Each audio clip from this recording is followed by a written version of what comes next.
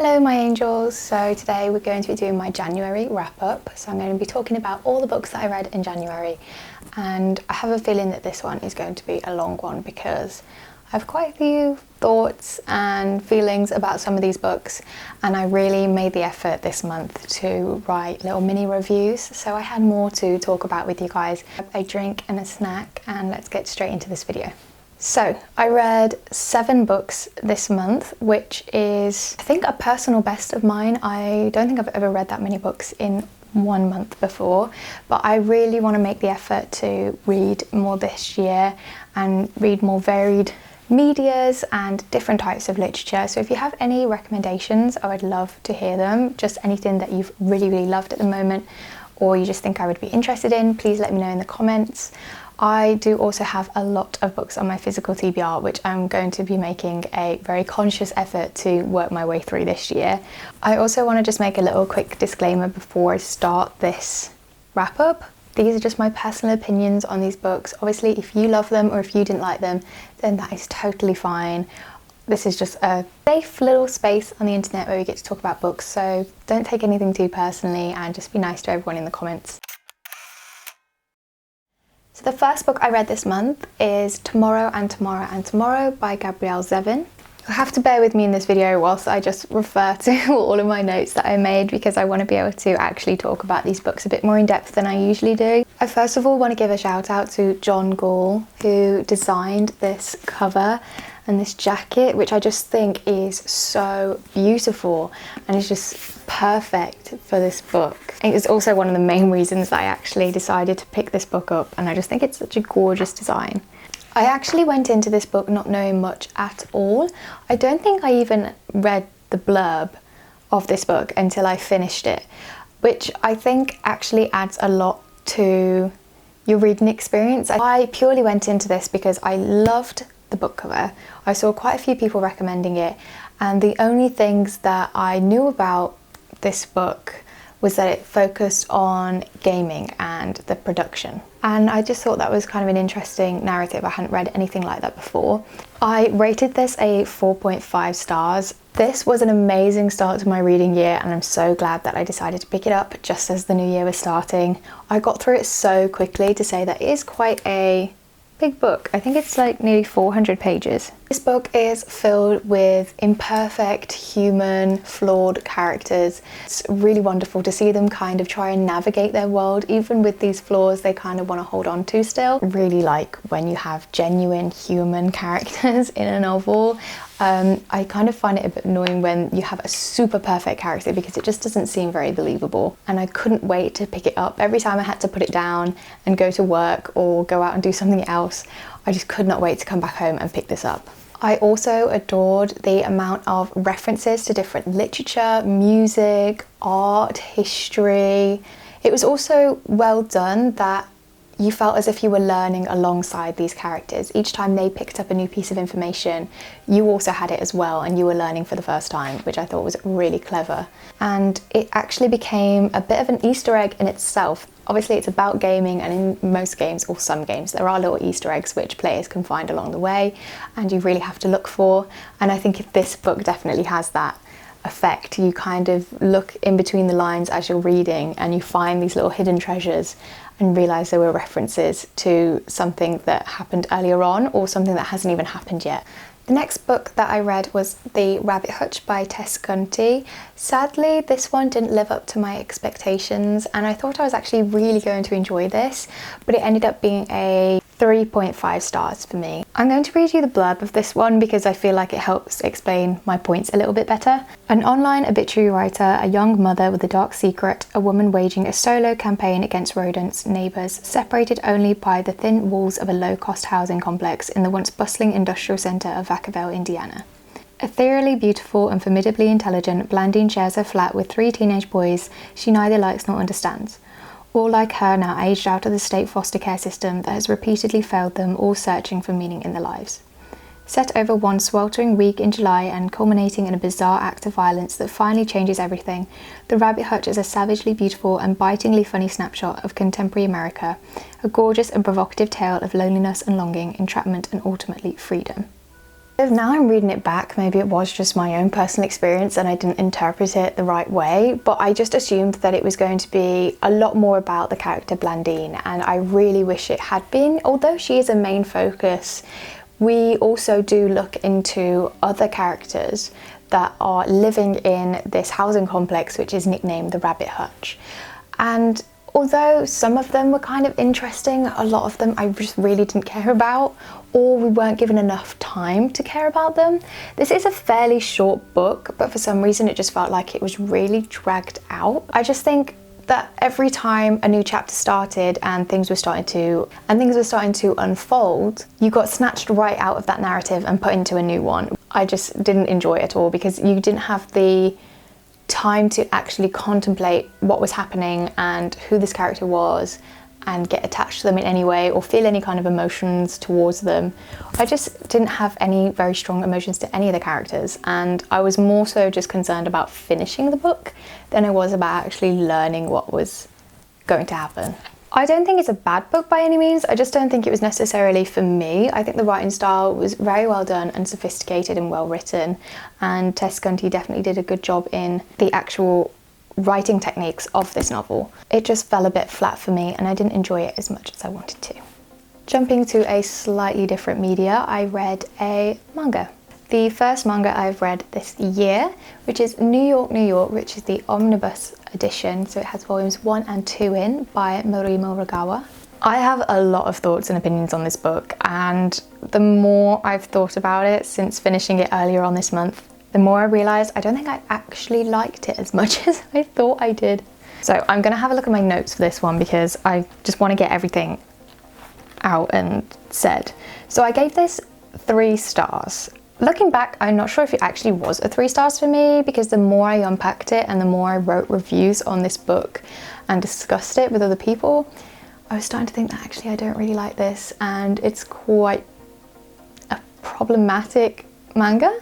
So I enjoyed the last 100 pages of this book. I do want to say that I absolutely adore the art style. I think it is so gorgeous and just really reminiscent of the 90s style manga. Although the story was nice to look at for the majority of it, the main reason I wanted to carry on with this is because of the character Mel, who is one of our main characters. There is Mel and Kai, and they enter into this relationship, and it's very complicated because it's set in New York in the 90s, where homosexual relationships weren't very well received, and Kai is really suffering with some quite bad internalized homophobia, and Mel, although he seems quite comfortable with his homosexuality, he has also some quite deep trauma that he's working through. So when I wanted to read this book, before picking it up, because it is a slightly pricier volume of manga, it is $18.99, I did look into some reviews to see if I would actually like it, and a lot of those reviews fail to mention the graphic scenes in this, especially in terms of SA and just violence in general. Also, a lot of the reviews fail to mention just how horrible Kai is, and you don't really get any kind of redeeming character arc. He just all of a sudden changes into a slightly better person. I just thought it was crazy that a lot of people just decided to completely disregard that aspect of Kai and Mel's relationship, where he is just genuinely horrible and abusive towards Mel just because he is suffering with his own internalized homophobia, which is understandable. However, his actions just don't weigh up against that. They are just so much more extreme than they need to be. It was just kind of unnecessary. At times it just felt very implausible that Mel was still with Kai. So it's understandable why Mel is still with him, because he is just a traumatized character and he has a very complicated relationship with love and partners. But Kai just really abuses that. We are given a disclaimer at the start of this manga about the language that is used. It tells us, let me just read it for you actually. The English language edition of New York, New York contains certain words and phrases that are currently considered outdated in LGBT culture and in Jewish culture. New York, New York originally began publication in Japan in 1995 and portrays the culture of 1990s New York City, including language commonly used both inside and outside the gay community at the time. I think that you can write stories that contain outdated language and it makes sense for it to be in the narrative and it makes sense for the time period that it's being written in, but this was just genuinely really unnecessary. And also, the anti-Semitism in this is so stereotypical, and it amazes me that that was actually thought to be a good plot point. It was just unnecessary. It was just really unnecessary. It wasn't needed and it didn't further the plot at all. And the fact that you get that disclaimer at the start just kind of made me think, I'm a bit scared to read this now. And then as I started reading it, I was like, yeah, it was just not needed, was it? The art is wonderful, the premise of the story is good. I would like to read volumes 3 and 4 just because I really like Mel, but I don't know if I can justify reading it just for that one character. Anyway, I'm going to stop ranting about that book because I think I've been going on a bit too long about that one. Okay, the next book that I read this month was Lapvona by Otessa Moshfegh. Easily a 4 stars for me. I really like Otessa Moshfegh as a writer. I have now read My Year of Rest and Relaxation and Lapvona. Okay, so I'm just going to give you some keywords which just need to be associated with Lapvona, and I think explains more about what the story is actually about than if I just gave a synopsis. So it's definitely a more disturbing, macabre, violent, vulgar, and I just couldn't quite believe what I was reading, but there weren't parts of it which I thought were just added in for shock value. I think they genuinely actually added to the plot. So it's set in a fictional middle-aged European landscape, and it is a really good depiction of the Middle Ages, I think. It is gritty and dark. We are introduced to quite a lot of characters in this novel, and most, if not all of them, are in some way like completely immoral and perverse. I think I'm actually going to do a full video kind of talking about this book because I think it would do it more justice than me just wrapping it up in this short segment. And the next book is my first memoir autobiography by Tom Felton. This is Beyond the Wand and the magic and mayhem of growing up a wizard. I actually started this late 2022, I think, when it first came out, and I put it down and just hadn't picked it up again, and I just got really determined to start reading books which I just haven't finished because there's quite a few of those. It's a good memoir. Is it anything to write home about? Not necessarily. It was interesting. I liked getting to hear about different parts and the inner workings of the Harry Potter films and how they were put together, and thoughts from Tom himself about his character and how his character developed, and also little anecdotes from other actors that were on set. I just thought that was really fun to read about. I think Tom as a person is really quite endearing, even moments where he was subject to quite intense fan followings and kind of disturbing interactions with older fans. He manages to write about it in a way where he doesn't disrespect those people and he doesn't put them down for what they did, and he actually kind of writes about it in a way where he sees it as it was beneficial to him as a person, which I thought was really interesting. It's a good memoir. I definitely recommend it. If you're a big fan of Harry Potter and you're a big fan of Draco and Tom Felton as an actor, then it's something to read about. Okay, the last 2 books that I read this month are both graphic novels. So the first one is a graphic memoir called Nowhere Girl by Magali Le Hutch. She is a French artist and writer, and this focuses on her experiences as a young adolescent, kind of preteen going into high school, and the anxiety that she developed about going to school and academics in general. Kind of struggled to read this just because of the formatting of it, but that's probably because I am quite blind and I just need to invest in some contacts. I love the art. I love the decision to keep it to one colour scheme. I love the more psychedelic spreads which feature around the Beatles, because it also focuses a lot on her kind of obsession with the Beatles and her love for the Beatles during this period of her life. It was a fun story to read. I read it in one sitting whilst I was at the library. Yeah, I definitely recommend it. I could definitely relate to a lot of what Magali was talking about, especially about anxiety towards school.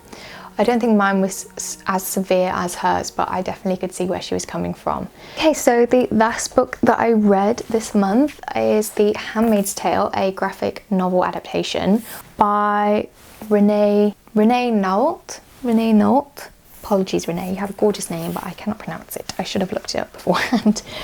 I spotted this just as I was walking around the library and was very intrigued. I didn't enjoy the original novel as much as I wanted to. I read it a few years ago now, so maybe it deserves a reread. I just didn't really get on with the writing style, didn't find it that engaging, and I was again just more concerned with finishing it than actually finding out what was going to happen to Offred. Definitely enjoyed it as much as you can enjoy this story, because obviously it's quite disturbing and very, very dystopian, but sometimes feels quite close to our society today, which is very scary.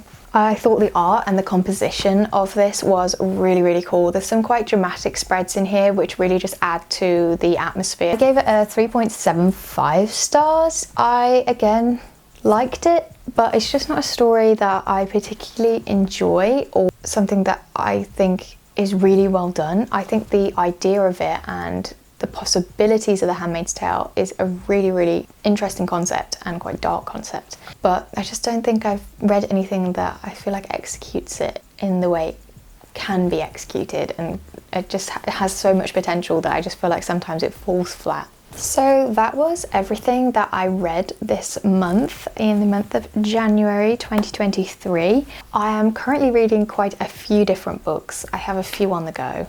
I'm currently reading Death in Her Hands by Moshfegh, another library book that I've borrowed. I also started reading The Hunger Games because I haven't read this series in a very, very long time, and I think I'm on chapter 4 and I'm enjoying it so far. I'm also reading Babel by R.F. Kuang, which is quite a big book, so I'm slowly working through that one. Yeah, I hope you enjoyed it. I hope you didn't mind listening to me ramble on for too long. I hope you all have a wonderful reading month. Please let me know what you read this month, and also I'll have links to my Goodreads and Storygraph in the description, where I post all of my reviews and ratings and update you on my progress with what I'm reading if you want to know before the end of the month. I love you all so much, and I'll see you in the next one.